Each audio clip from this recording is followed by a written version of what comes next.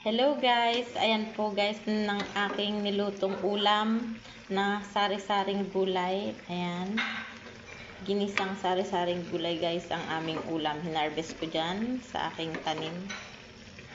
At yung iba'y binigay sa amin katulad ng patola. Ayan, at saka okra.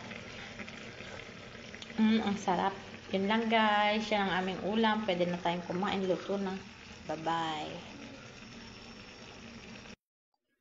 Hi guys, kain na tayo. Yan po yung aking ginisang sari-saring gulay. Yan, kakain na kami.